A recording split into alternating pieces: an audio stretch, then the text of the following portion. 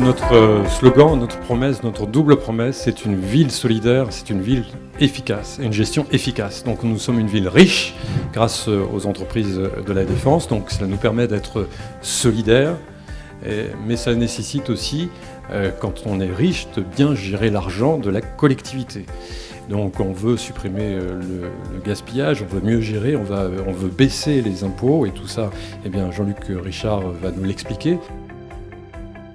Bon, ce qu'il faut savoir, c'est que le budget de la ville de Puteaux, alors que nous sommes 45 000 à Puteaux, c'est un budget d'un montant correspondant à une ville de 180 000 habitants.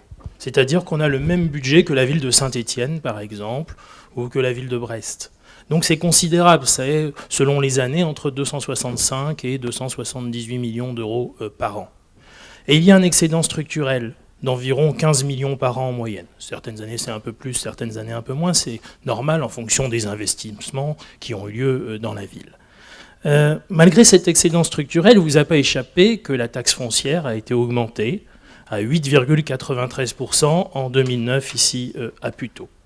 Malgré cet excédent structurel qui a permis d'accumuler pendant 30 ou 40 ans 220 millions d'euros, qu'on produit 60 millions d'intérêts, nous ne sommes pas la ville des Hauts-de-Seine qui a le plus faible taux de taxes d'habitation ni de taxes foncières.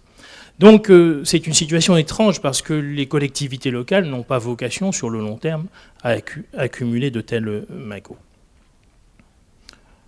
Le budget de la ville, c'est près de 4 000 euros, 3 800 euros par habitant de frais de fonctionnement de manière structurelle. Et avec de telles sommes, on peut et on doit faire beaucoup mieux que d'autres villes. Alors, ce que nous proposons d'abord, c'est d'anticiper les évolutions futures en termes d'intercommunalité, de métropole du Grand Paris. Claudine en parlera. C'est aussi d'éviter les gaspillages et les dépenses somptuaires.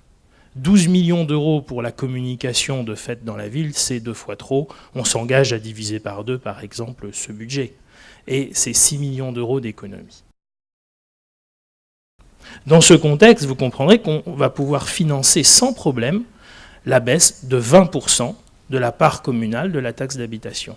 On va faire passer le taux de 6,93 à 5,60%. Ça veut dire que la taxe d'habitation va passer de 13,39 à 12,08. On sera la commune où ça sera le moins élevé dans tous les Hauts-de-Seine. On est actuellement 3e.